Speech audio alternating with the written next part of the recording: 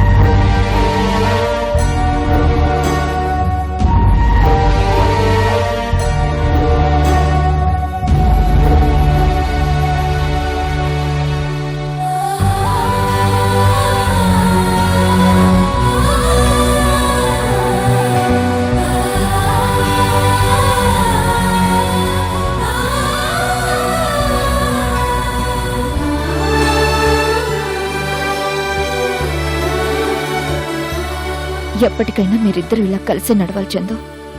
ఆ స్థానం ఎప్పటికీ నీదే. ఇన్నాళ్ళు నిజం తెలియక నీ స్థానం నేను తీసుకుని నిన్నొక శత్రువులా చూశాను. ఇప్పుడు మిమ్మల్ని జంటగా చూస్తున్నాను. ఇదే నాకు కావాల్సింది.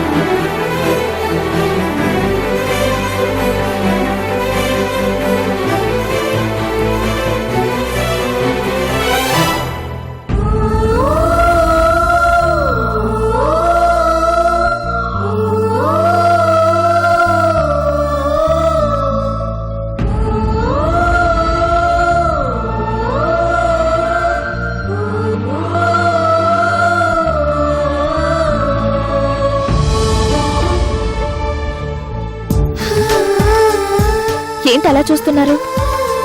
ఇదేదో పరాయి ఇల్లు అయినట్లు అలా చూస్తూ నిలబడ్డారే. పదండి. మీరిద్దరు ముందెళ్ళండి, నేనొస్తాను. ఏ ఈయన పక్కన నడిస్తే ఎవరైనా ఏమైనా అనుకుంటారనా? అనుకునే వాళ్ళు ఏదైనా అనుకుంటారు. మిమ్మల్ని చూసి అనాల్సిన వాళ్ళు ఎప్పుడో అనేశారు. ఇప్పుడు కొత్తగా అనుకునేది ఏం లేదులే. అందరం కలిసి పక్క పక్కనే నడిస్తే కొంపలే మునిగిపోగాని నడవండి.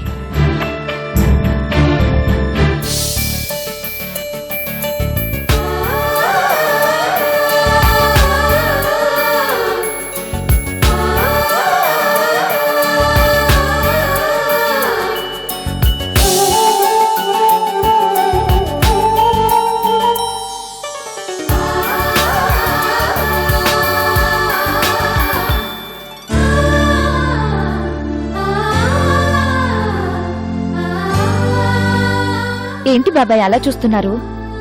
ఎవరో కొత్త మనుషులు చూసినట్లు అంత ఆశ్చర్యంగా చూస్తారే? మీ కూతురు, మీ అల్లుడు, నేను కలిసొచ్చాం.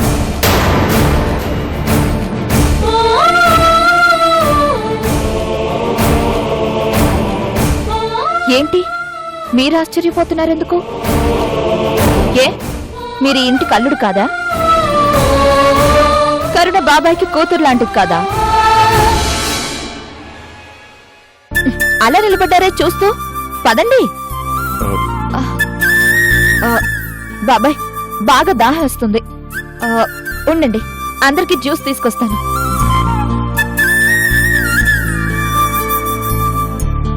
ఏమైందమ్మా, సడన్ గా ముగ్గురు కలిసి వచ్చారేంటి? ఏమో డాడీ, నాకు ఏం అర్థం కావడం లేదు. బలవంతంగా తనే తీసుకొచ్చింది. అంకుల్, అమృత ఇదివరకటి కంటే దారుణంగా మాట్లాడుతుంది.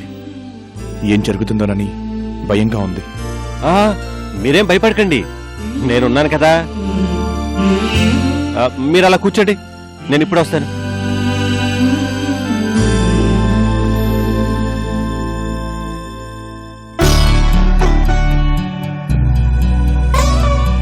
అమ్మ అమృత, ఏంటి హడావిడి? నీ మాటలు ప్రవర్తన చూసి వాళ్ళు కంగారు పడుతున్నారు.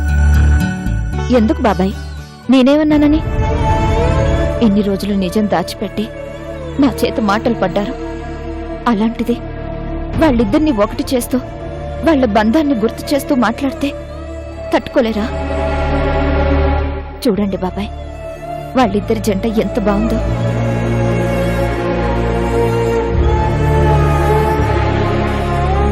ఇంతకాలం పక్క పక్కనే ఉంటూ విడివిడిగా బతికారు. వాళ్ళని అలా జంటగా చూస్తుంటే మనసు నిండిపోతుంది కదా బాబాయ్.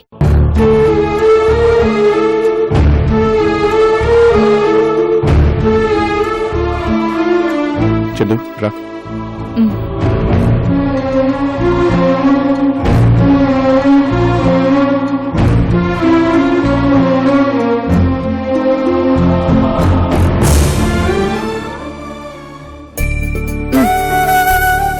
జ్యూస్ తీసుకోండి.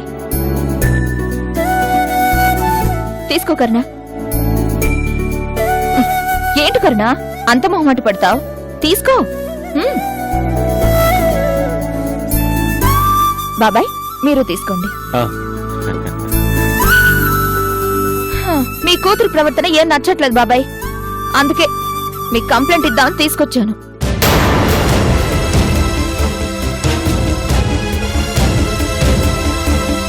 చూడండి బాబాయ్, నేనెన్ని మాటలన్నా పట్టించుకోకుండా సిగ్గుపడకుండా ఆయనతోనే కలిసింది. ఆయన చక్కగా చూసుకుంది. కట్టుకున్న భార్యలాగా ఆయనకి సేవలు కూడా చేసింది. ఆయనకి కాలు చేయి పడిపోతే నాకంటే ఎక్కువగా తనే దగ్గరుండి అన్నీ చూసుకుంది. ఆయన కోసం బిజినెస్ చేసి ఆయన ఇంటికి తిరిగొచ్చేలా చేసింది. ఇన్ని చేసి ఇప్పుడు తనకి సంబంధం లేనట్టు ఇంటికి రావడం మానేసింది. అంటే ఏంటి తన ఉద్దేశం? మీరే అడగండి. ఇందులో ఉద్దేశం అంటూ ఏముంటుంది అమృత? ఏముంటుందా నేను చెప్పనా? ఇన్నాళ్ళు నేను బయట ఉన్నాను కాబట్టి నీకు ఆయనకి ఏ ఇబ్బంది లేదు. ఇప్పుడు నేను తిరిగొచ్చాను కదా, నీకు ఆయనతో మాట్లాడాలన్నా ఆయన నీ చేత సేవలు చేయించుకోవాలన్నా కష్టంగా ఉంటుంది. మనుషులు దూరంగా ఉన్నా మీ మనసులో ఉన్న ప్రేమలు అభిమానాలు ఊరికే పోతాయా?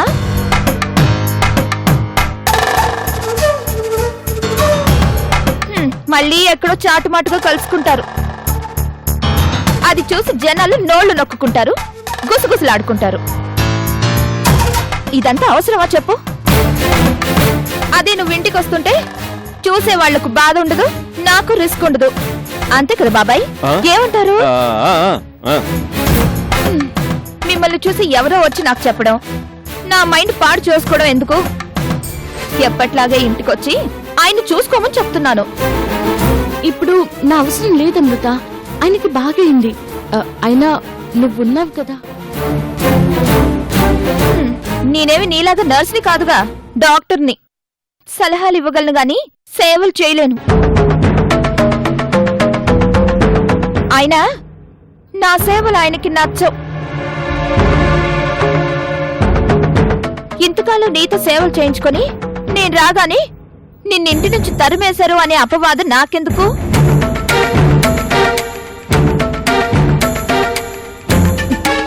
మీరు అలా చూస్తారేంటి? మాట్లాడండి. కరుణ మనతో పాటు ఉండటం మీకు ఇష్టమా కాదా? చెప్పండి.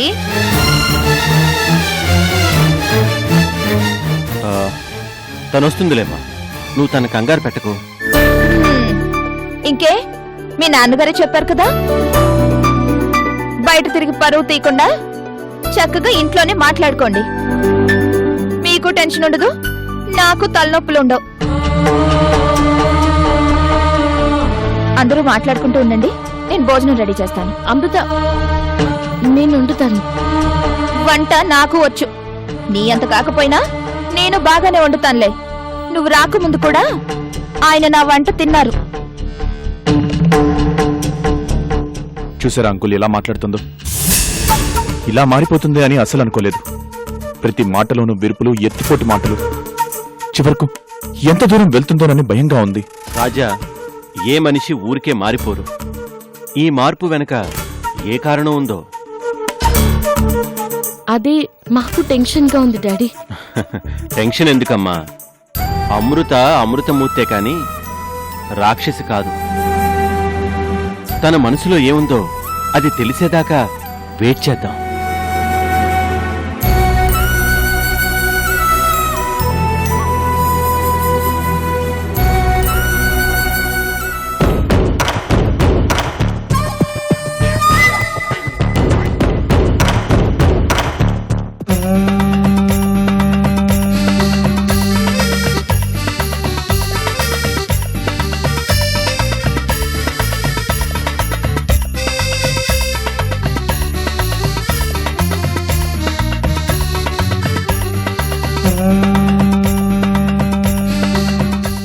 లంకంత కొంపలో ఈ రాక్షసి ఒక్కటే ఉంటుందా? ఎంతైనా దీనికి గుండె ధైర్యం ఎక్కువే. లేకపోతే ముగుడు పోయినా ముడిగా బతికేస్తుంది.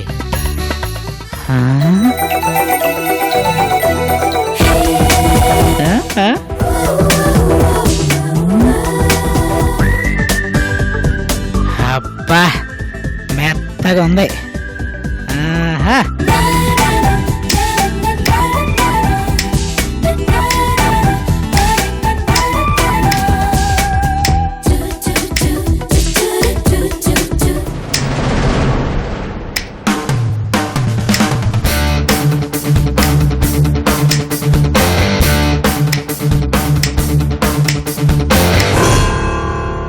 ఎంత దర్జాగా పడుకున్నావురా? ఇది నీ ఇల్లు అయినట్టు. నిన్ను ఆ ల్యాండ్ పూర్తిగా చేతికొచ్చేంత వరకు వీణ్ణి చేయి దాటిపోకుండా కాపాడుకోవాలి. మరిద్దాం, చేసేదేముంది? కాస్త నవ్వుతో మాట్లాడితే కుక్కలా వాడే పడుంటాడు. యాదగిరి, యాదు, ఏమన్నారు? యాదగిరి కాదు, ఆ తర్వాత. ఓ అదా, యాదగిరి అనబోయి నిన్ను చూసి యాదు అని ఆగిపోయాను. నువ్వు పెద్ద జాదువే, నీ జిత్తులు నాకు తెలియవా? అది సరే గాని నువ్వేంటి ఇలా వచ్చావు? ఏంటండి ఇది? ఎప్పుడు వచ్చావని అడగాలి కానీ ఎందుకు వచ్చావని అడుగుతారేంటి? అదే ఎందుకొచ్చావని. మరీ అంత డైరెక్ట్ గా అడిగితే ఏం చెప్తాం? మగాడు అన్నాక చాలా కోరికలు ఉంటాయి. అన్నీ చెప్పుకుంటా పోతే గద్వాల చీరంత లిస్ట్ ఉంటది. చెప్పమంటావా?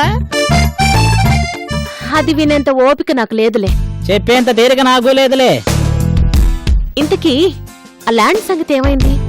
దాని మీద బోలెడంత డబ్బు ఇన్వెస్ట్ చేశాను. అది ఎక్కడికి పోతుందండి? అయినా ఈ రోజుల్లో భూమిని నమ్ముకున్న వాళ్ళు ఎవరూ నష్టపోలేదు. మీకు అంతే, లాభాలు తప్ప నష్టాలే ఉండవు. అయినా మీ భూమికి నేను కాపలా ఉన్నాను కదా. ఒక్క ఈగ వాళ్ళ గన్ను పెట్టి పేల్చేయను. నీకంత సీనుందా? యాదగిరి ఇక్కడ, దాదాగిరి నుంచి చెంచాగిరి వరకు అన్నీ తెలుసు మనకి. నీ ల్యాండ్ సంగతి నాకు వదిలే, భయపడకు. నువ్వున్నావనే ధైర్యంతో ఉన్నాను. నువ్వే జాగ్రత్తగా చూసుకోవాలి. మీరంతలా అడగాల, నేనున్నదే అందుకు. మీరు నన్ను ఉంచేసుకోండి. నేను దాన్ని చూసేసుకుంటా. ఏయ్, పిచ్చి పిచ్చిగా ఉందా? ఏం మాట్లాడుతున్నావు? మీరు బిజినెస్ మ్యాన్ సినిమా చూడలేదా? అందులో మహేష్ బాబు చెప్పాడు కదా, సేమ్ టు సేమ్ ఆ డైలాగే వాడే. ఓ సారీ మేడం, యాక్చువల్గా ఈ డైలాగ్ హీరో విలన్తో చెప్తే బాగుండేది. నేను మీతో చెప్పడం వల్ల అర్థమే మారిపోయింది. అంటే క్షమించండి, నా ఉద్దేశం అది కాదు. నాకు కావలసినవన్నీ మీరు ఇచ్చారనుకో, మీ ల్యాండ్ విషయం నేను చూసుకుంటా. నీకు కావలసినవన్నీ బాగానే తీసుకుంటున్నావు కదా? ఎప్పుడు ఎంత డబ్బు కావాలన్నా తీసుకుంటున్నావు. ఇంకంతకంటే ఏం కావాలి? డబ్బుదే ఉంది మేడం, కుక్కను కొడితే రాలుతాయి. నాకు కరుస్తుందనే భయమే తప్ప కొట్టడానికి ఎప్పుడూ రెడీ. అది సరే గాని నాకు చిన్న డౌట్ ఉండిపోయింది మేడం. ఏంటది? మీ ఆయన దేశాలు పట్టుకుని వెళ్ళిపోయాడంటగా, మళ్ళీ రాడా? దేశాలు పట్టిపోలేదు, బిజినెస్ కోసం వెళ్లారు. ఎలా వెళ్ళినా వెళ్ళడం అయితే కరెక్టేగా.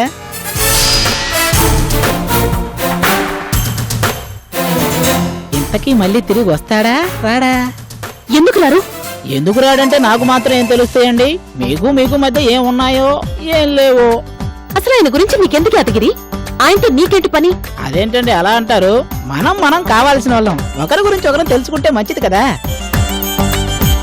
మీ ఆయన వస్తాడా రాడా అన్న క్లారిటీ ఉంటే బాగుంటది కదా. అయినా ఈ విషయంలో మనం క్లారిటీగా ఉండటం చాలా అవసరం భార్గవి గారు. ఇప్పుడు ఆయన రాడు అంటే ఒకలా వెళ్తాం, వస్తాడు అంటే ఇంకోలా వెళ్తాం. ఎక్కడికి వెళ్ళేది? ఏం వెళ్ళేది? అబ్బా ఎందుకంటే అపార్థం చేసుకుంటారు, నేను ల్యాండ్ గురించే మాట్లాడుతున్నా. అయినా మీ ఆయన పద్ధతి నాకు అసలే నచ్చట్లేదండి. లంకంతో కొంప, అందమైన పెళ్ళం, ఇవన్నీ వదిలేసి అక్కడికెందుకు వెళ్ళాడండి? అయినా ఈ మొగుళ్ళు పెళ్ళాలను ఎందుకు అర్థం చేసుకోరండి? ఇంత పెద్ద ఇంట్లో మీరు ఒంటరిగా ఉండటం నేను చూడలేకపోతున్నానండి. నాకు తెలిసి మీ ఆయన అక్కడ ఏ రాధాబాయితోనో మీరాబాయితోనో ఫిక్స్ అయిపోయి మంచిగా భజన సాంగులు వేసుకుంటుంటాడు. మీరు కూడా భజన గీతాలు పాడుకోండి, మీ ఆయనకు కూడా తిక్క కుదిరిద్ది. యాదగిరి, అసలు ఈ విషయంలో మీరు ఏ మాత్రం తగ్గడానికి వీల్లేదండి. మీకు ఏ సహాయం కావాలన్నా నేను చేస్తాను. ఏం అవసరం లేదు గాని ముందు వెళ్ళి ఆ ల్యాండ్ చేజారకుండా చూసుకో, అది చాలు. అయితే ఒక లకారం ఇచ్చుకోండి. ఎందుకు? నేనంటే మీకు ఫ్రీగా సర్వీస్ చేస్తా, కానీ నాకెవడు ఫ్రీగా సర్వీస్ చేయడుగా. ఓ వెళ్ళి ఒక లకారం తీసుకురా. ఇప్పటికి 20కి పైగా పెట్టాను. సముద్రంలో నీటి బొట్టు 1,00,000 ఎంత అయిద్దండి? కానివ్వండి, తీసుకురండి. దీన్ని ఎలా వదిలేశాడు రా బాబు? తీసుకో. అబ్బా ఏంటోనండి, మీ చేతులు తాగితే కరెన్సీ నోట్లు కూడా సెంటు స్మెల్ వచ్చేస్తున్నాయి. నేను వస్తా. వీడి టార్చర్ ఇంకెన్నాళ్ళు భరించాలో. ఛ!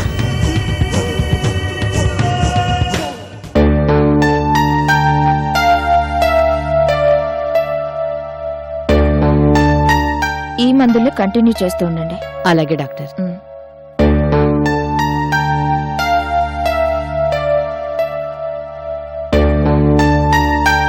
నెక్స్ట్.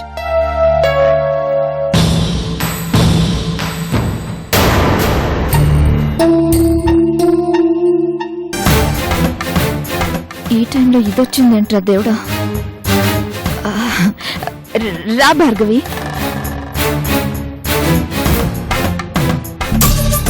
కూర్చో. ఏంటి ఇలా వచ్చావు? ఒంట్లో బాలేదా? నా ఒంట్లో బాగానే ఉంది, కానీ నీ మైండ్కే ఏమైందో తెలుసుకుందామని వచ్చాను. అసలు ఏంటి అమృత నువ్వు చేస్తున్న పని? ఇదేమైనా బాగుందా? నేనేం చేశాను భార్గవి? అసలు నువ్వు మళ్ళీ నీ భర్త దగ్గరికి ఎందుకు వెళ్ళావు? ఎంత పౌరుషంతో బయటకొచ్చావు? ఆ పౌరుషం అంతా ఏమైంది? ఎందుకు నువ్వు మళ్ళీ ఆ ఇంటికి చేరావు? అసలు అది కొనిచ్చిన ఇంటిని మీరు తీసుకోవడం ఏంటి అమృత?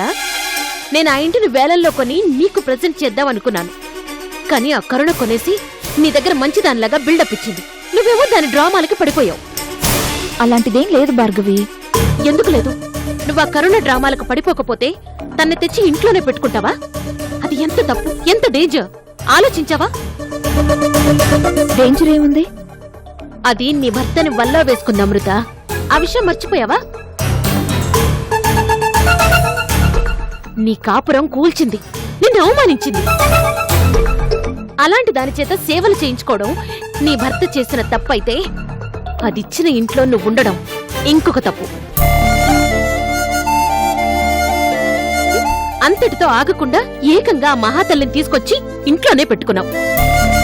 అసలు నువ్వు ఏం చేస్తున్నావో నీకు అర్థమవుతుందా? ఇవాళ నీతో కలిసి ఆ ఇంట్లో ఉంది, రేపు నీ భర్తతో కలిసి హాయిగా కలిసుందాం అంటుంది. ఓకేనా? అసలు నువ్వు ఇంతలా మారిపోయావేంటి అమృత? నేనేం మారలేదు భార్గవి, నువ్వేం టెన్షన్ పడకు.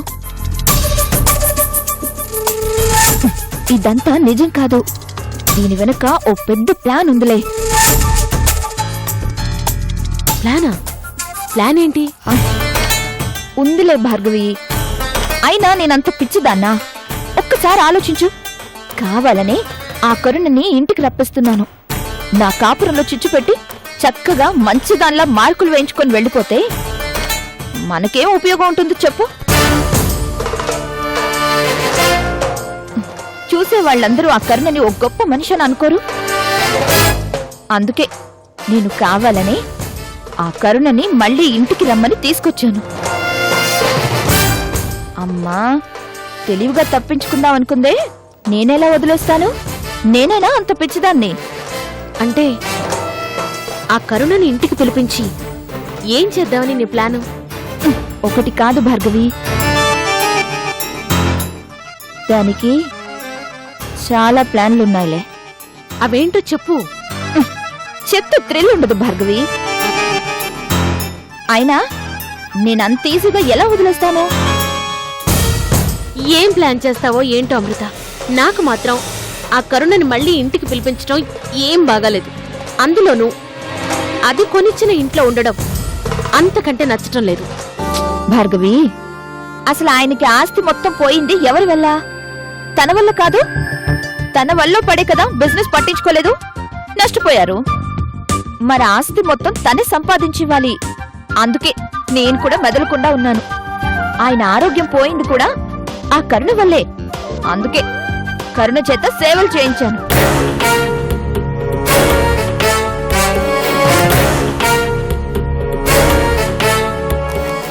నేను కూడా అంత తేలిగ్గా వదిలేసే మనిషిని కాదు బాబాయ్.